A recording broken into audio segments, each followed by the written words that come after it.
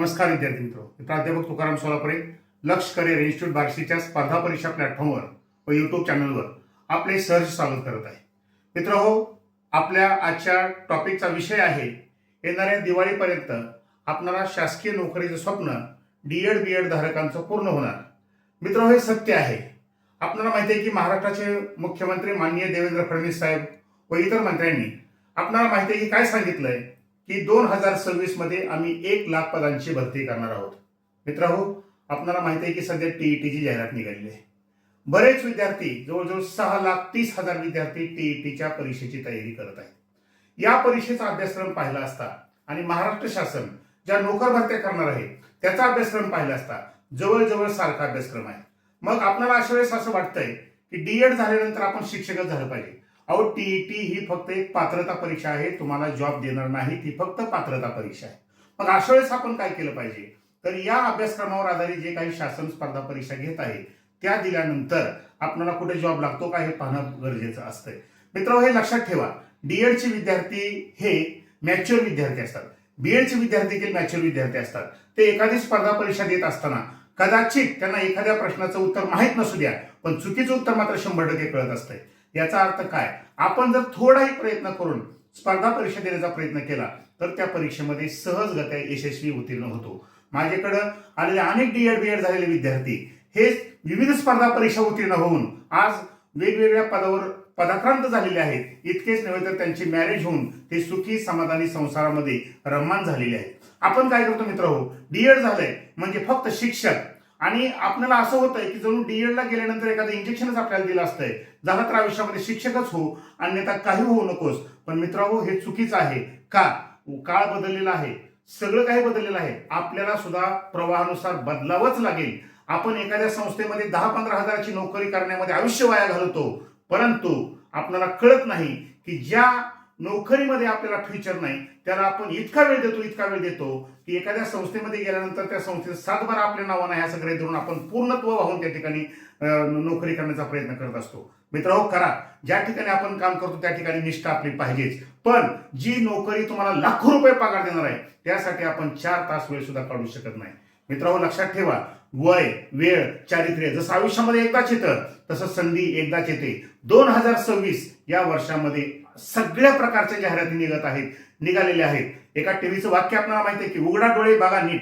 त्या पद्धतीनं सध्या जागा निघत आहेत, त्या जागेकडे बघा आणि प्रयत्न करा. कारण का, वेळ निघून गेल्यानंतर लक्षात ठेवा, जर टक्कल पडल्यावर कंगवा मिळाला त्याचा उपयोग नसतो. मी आज तुम्हाला जे गायडन्स करत आहे, माझ्याकडे 3 प्रकारच्या क्लास 1च्या पदव्या आहेत. सेट आहे, नेट आहे, त्याचबरोबर पीएचडी आहे.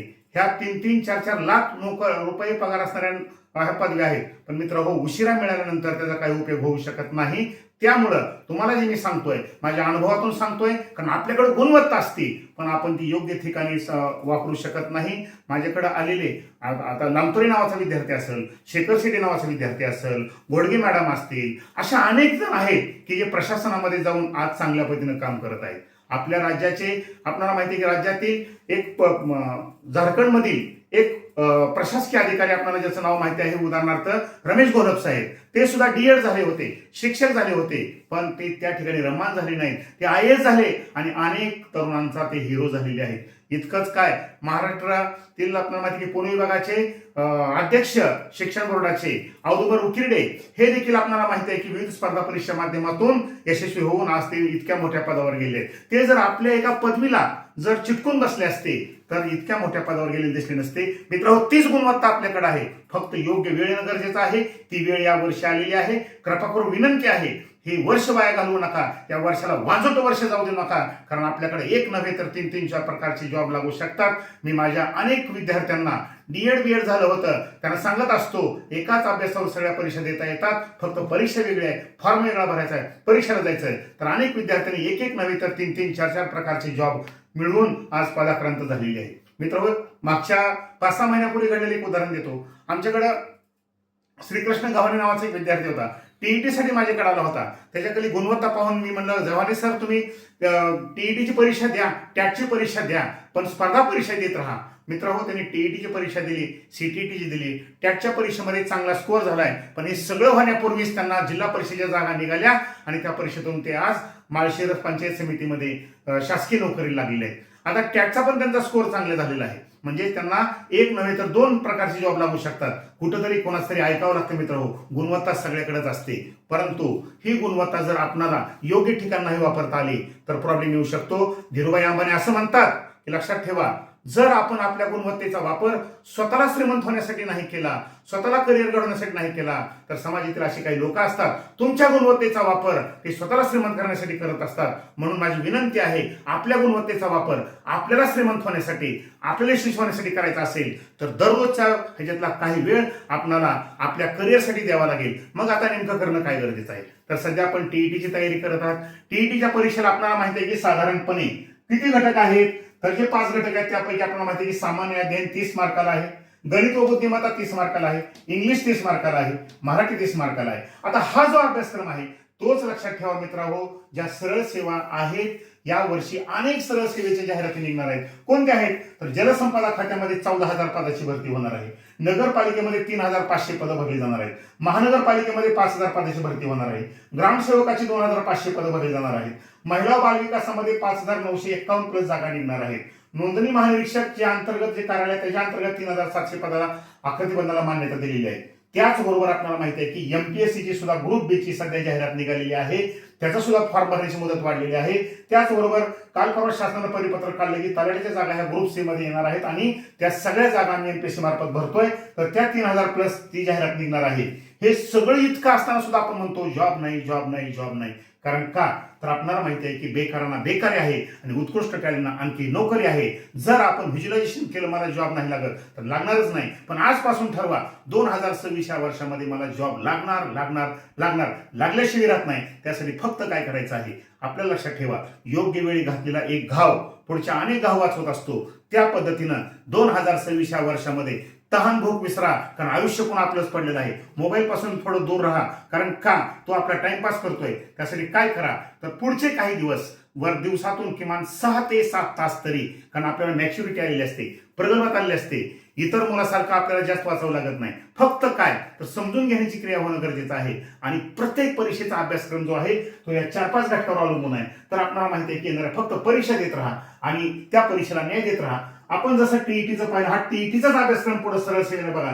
जसं तर 30 मार्काला सामान्य अध्ययन आहे, तसं सरळ सेवेला 25 मार्काला आहे.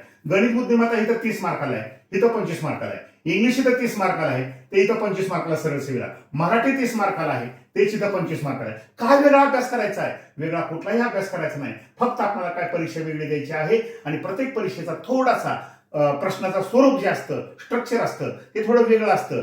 ते फक्त समजून घेणं गरजेचं आहे. त्यासाठी बाजारामध्ये सगळी पुस्तकं विकत मिळतात. म्हणतात ना, बाजारामध्ये आईची माया सोडून सगळं विकत मिळतं. त्या पद्धतीने सगळं मटेरियल उपलब्ध होतं. फक्त काय 3rd क्लास मित्र असतील आणि ज्याच्यामुळे टाइमपास होत आहे अशापासून थोडं सावध राहणं गरजेचं आहे. त्याचबरोबर आपल्याला माहिती मित्रांनो, जसं या परीक्षेवर आधारित आपण सरळ सेवा देऊ शकतो, तसंच येणारी जी ग्रुप बी आणि सी ची सध्या जाहिरात निघालेली आहे, सी ची 4-8 दिवसामध्ये निघेल. तिथं सुद्धा तुम्हाला सामान्य जे 30 मार्क आहे, 80 मार्काला आहे. इथं गणित बुद्धिमत्ता तुम्हाला 30 मार्काला, इथं 20 मार्काला आहे. ह्याच्यावरच तुमचा पहिला पूर्व परीक्षा कव्हर होते. आणि पूर्व परीक्षेला तुम्हाला फक्त मित्रांनो काल परवाच निकाल लागलेला आहे, 50च मार्काची गरज आहे, जास्त मार्काची गरज नाही. एवढी मार्क जर आपल्याला पडू शकत नसतील तर आपल्याला शिक्षण व्यवस्थेने दिलं काय? त्यासाठी काय करा?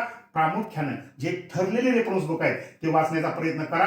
वय वाया घालवू नका, कारण का वय वाढल्यामुळे अनेक पुन्हा प्रॉब्लेम क्रिएट झालेले आहेत. आई वडील चिंतेत आहेत, त्यांच्या चेहऱ्यावर आपल्याला हास्य बनवायचं आहे. त्यासाठी सगळ्या परीक्षेचं स्वरूप समजून घ्या. जसे तुम्हाला म्हटलं एमपीएससीच्या पूर्व परीक्षेमध्ये तुम्हाला ह्या 2 घटकातच पूर्व परीक्षा होते. त्यानंतर काही दिवसांना मुख्य परीक्षा होते. मुख्य परीक्षेला देखील हे 4 घटक आहेत. पहिल्या पेपरला भाषा असते, भाषेमध्ये इंग्लिश 50 मार्काला आहे, मराठी 50 मार्काला आहे. सेकंड पेपर जो असतो तो सामान्य अध्ययन, त्याच्यामध्ये जीके 65 मार्काला आहे, गणित बुद्धिमत्ता 65 मार्काला आहे. मित्रांनो, टीईटीचा अभ्यासक्रम आहे, ह्याच्यामध्येच तुम्हाला सगळ्या परीक्षेची तयारी होते. तेव्हा विनंती आहे, लक्षात ठेवा मित्रांनो, वय वाया घालवू नका.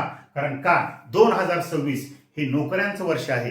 याच्यामध्ये जर आपण डोळे उघडे ठेवून अभ्यास केला तर नक्कीच दिवाळीपर्यंत एक नव्हे तर 4 नोकऱ्या लागू शकतील. फक्त गाढवासारखा अभ्यास करायचा नाही, स्मार्ट वर्क बी जास्त करायचं नाही. कारण का स्मार्ट वर्क म्हणजे 2 तास अभ्यास करणं आणि गाढवासारखं करणं म्हणजे 15 तास अभ्यास करणं. दोन्हीचाही करायचं नाही. Smart work plus hard work म्हणजे 8 ते 10 तास अभ्यास जर सिस्टमॅटिक केला आणि दररोजच्या अभ्यासाचं जर आपण ऑडिट केलं, आज मी काय अभ्यास केलेला आहे, तर आपल्याला नक्कीच येणाऱ्या स्पर्धा परीक्षेमध्ये यश मिळू शकतंय आणि दिवाळीपर्यंत एक नव्हे तर 2-2, 3-3 प्रकारचे जॉब लागू शकतात. हे माझ्या अकॅडमीच्या माध्यमातून मी सिद्ध केलेलं आहे. तेव्हा तुम्हाला बी जर यशस्वी व्हायचं असेल तर माझा जो आजचा व्हिडिओ आहे तो काळजीपूर्वक ऐका, सातत्यानं ऐका. कारण का तर मी व्यवस्थित सेटल झालेला माणूस आहे. त्यामुळं असे व्हिडिओ घेऊन माझ्या अकॅडमी जाहिरात करण्यापेक्षा मुलांना वास्तववादी सांगण्याचा प्रयत्न करत असतो. जर हा तुम्हाला व्हिडिओ आवडला असेल तर व्हिडिओ प्रमाणे राहण्याचा प्रयत्न करा पुढचे काही दिवस आणि त्यानुसार तयारी करा. कारण का तर काही करून येणाऱ्या दिवाळीपर्यंत आपल्याला यशस्वी व्हायचं आहे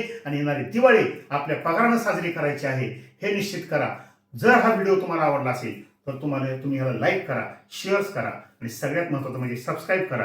कारण असेच अनेक व्हिडिओ मग टीईटीच्या संदर्भातील असतील, संपूर्ण अभ्यासक्रमाचे, एमपीएससी असेल, तुम्हाला लगेच काही दिवसानंतर ऐकायला मिळणार आहेत आणि अगदी परिपूर्ण नॉलेजचे आहेत. कारण मी हे जे युट्यूब चॅनल चालू केलेलं आहे तुम्हाला अगदी 25 वर्षाच्या अनुभवातून हे व्हिडिओ प्राप्त होणार आहेत. त्यामुळं तुम्हाला जर आवडला असेल तर लाईक करा, शेअर्स करा, सबस्क्राईब करा. धन्यवाद.